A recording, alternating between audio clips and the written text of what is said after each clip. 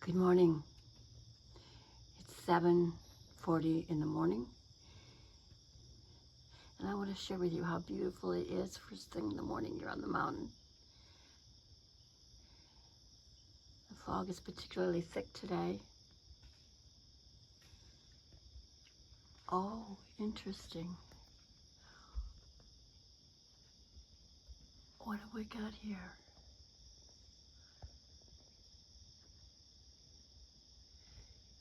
It looks like a bug. Do you think it might be a hornet?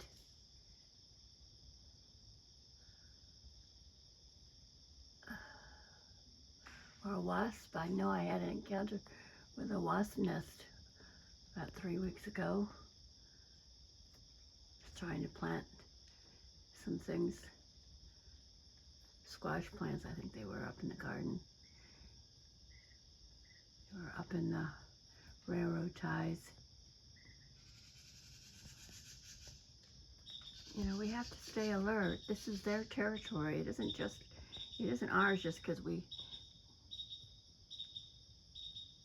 hold title to the land or whatever. We share the land with all sorts of creatures and other beings.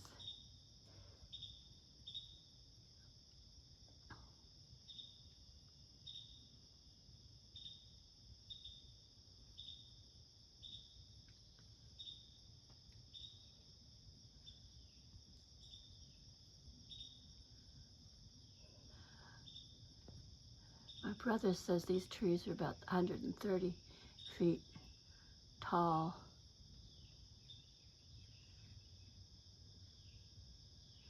Feels like more than that to me. I just saw a video yesterday of a woman, I think she's from Japan, a photographer, and she said that trees in their tall canopies organize themselves in such a way that their leaves, their individual tree canopies, don't actually touch each other. And that's interesting because they really do make a quilt if you look at them from the top. But apparently they're respectful of each other's space and allow just enough light to come through for the understory.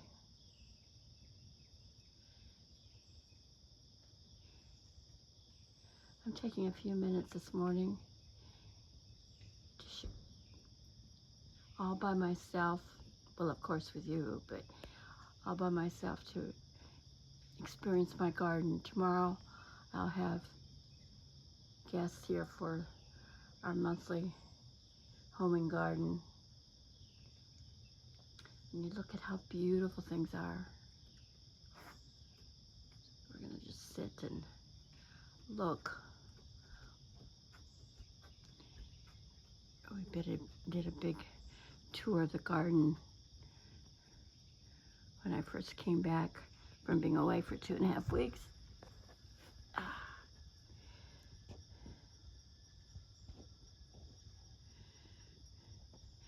So the humidity is very high, everything's damp.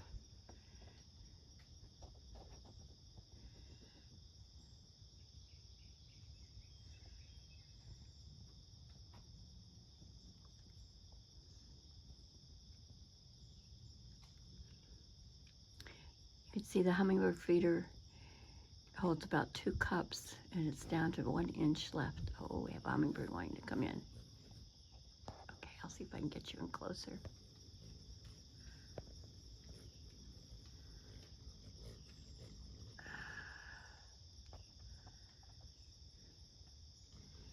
And that's with about 3 days of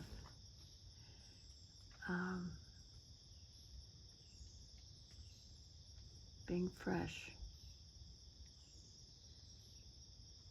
It's interesting how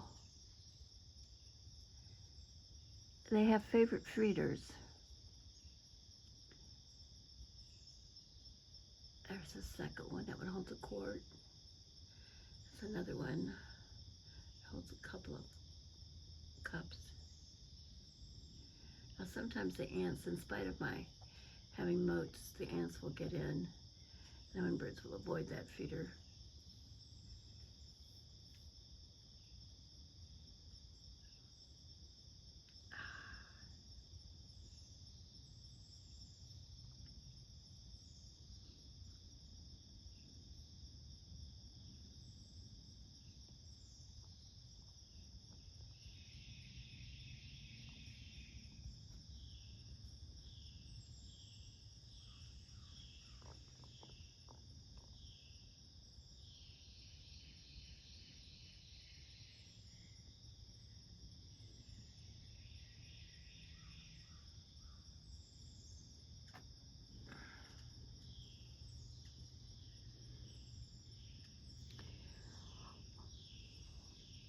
one of my newest realizations that's come to my attention is that there are many things growing in our area where the leaves live for years.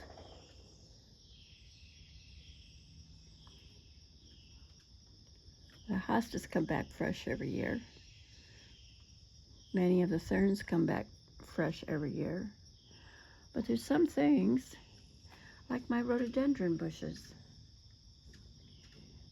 I don't know how many years some of those things must be. Now, they do drop their leaves, when the sun doesn't shine, closer to the main whatever. And they do shed leaves from, more the top of the branches. But many of these leaves have been here for, years. This is not a deciduous bush. And yet the leaves stay looking so healthy. Isn't that interesting? My heuchera coral bells, many of those leaves last from one year to the next. Of course, there's always some grooming that has to go on. But generally,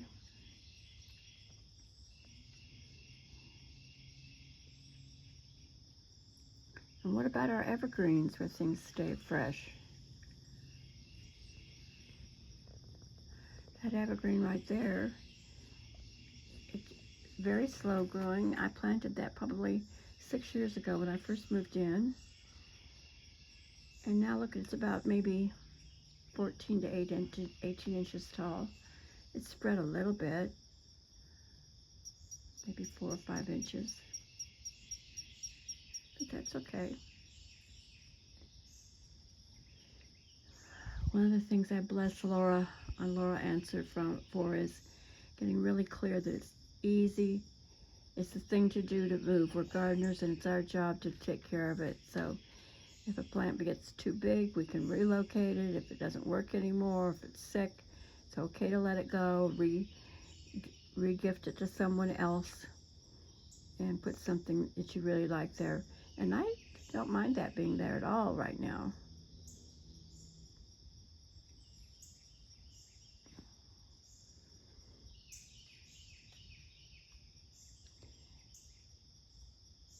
So those double pink and patience at the top of the water feature. The largest one on the left is in a pot. It'll be easy to take that into the greenhouse. So this is the middle of August.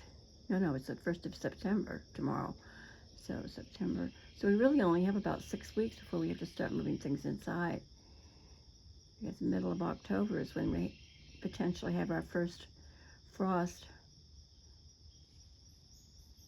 And 3 of those polka dot plants, white, pink, and red, are in pots in the ground, so they'll be easy to move. We often repot lots of things into rail boxes or whatever to put them in the greenhouse, keep them over.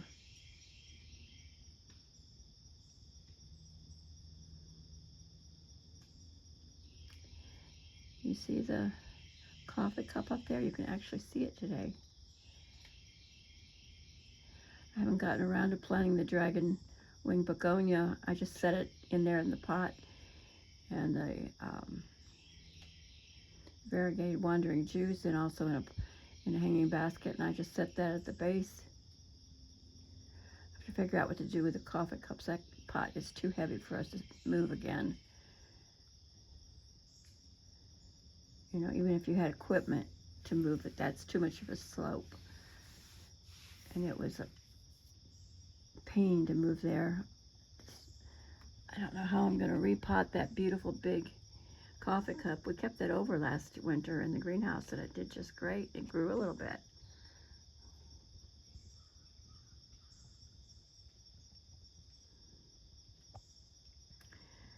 My brother has built me a new set of steps to get up into the garden, onto the lawn from the walkway. Just a little bit too high to, there's also things planted there, so he found some good slate to build it. I'll share it with you sometime. This morning we're just sharing the garden from the, oh, there's a hummingbird. I wonder if I can move without scaring it.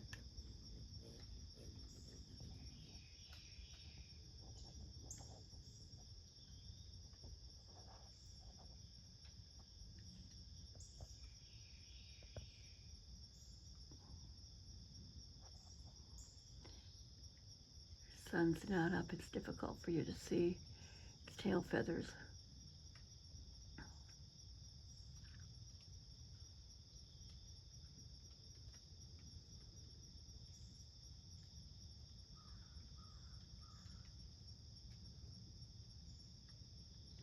So what's fun is,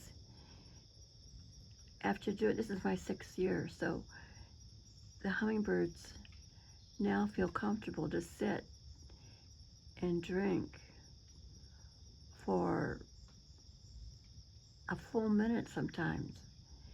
And when they first started coming to my feeders, of course, they were in high alert, darting in and taking a sip and darting out, being very aware of everything else in the area.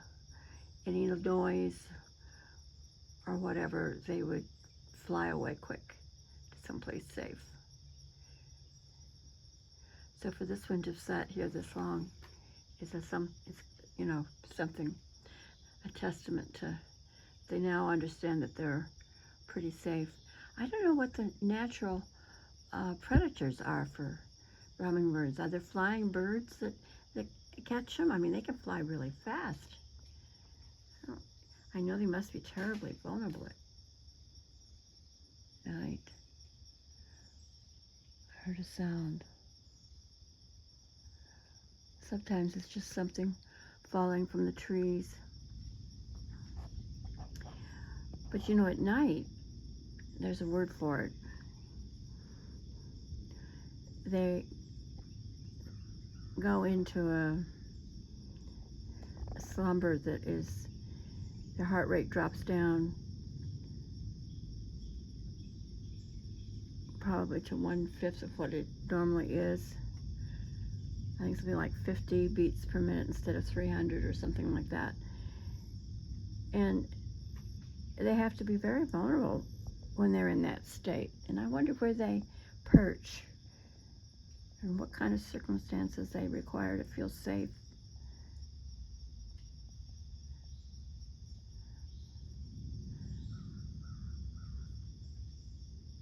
Sounds like thunder.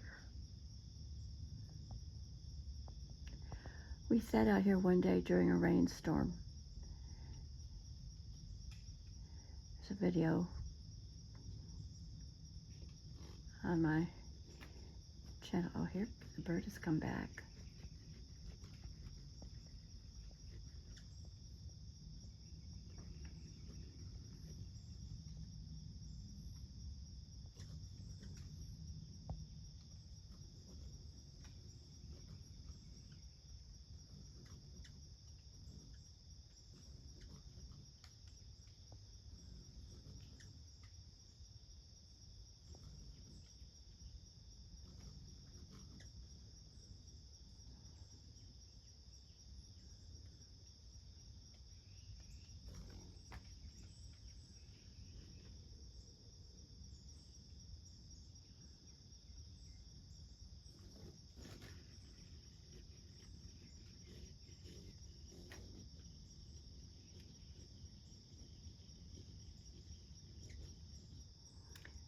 This is one of my favorite views.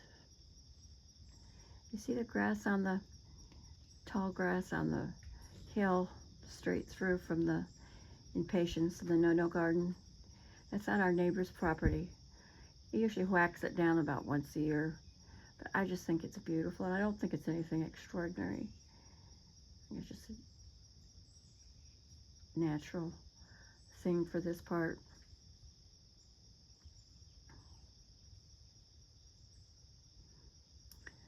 I have friends coming in a couple of weeks,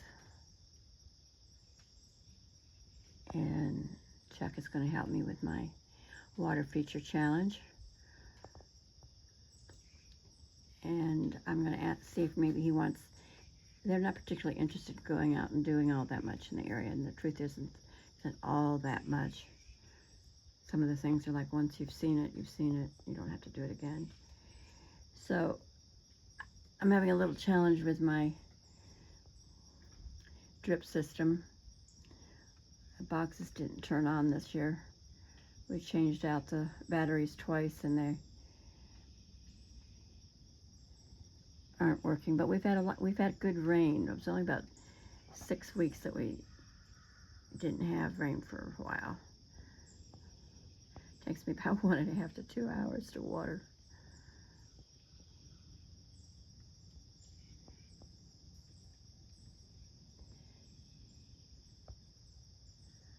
Oh.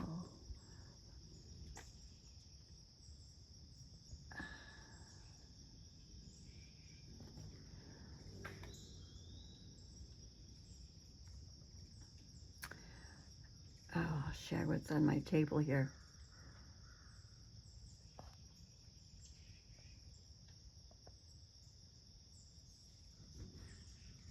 It's a beautiful pot.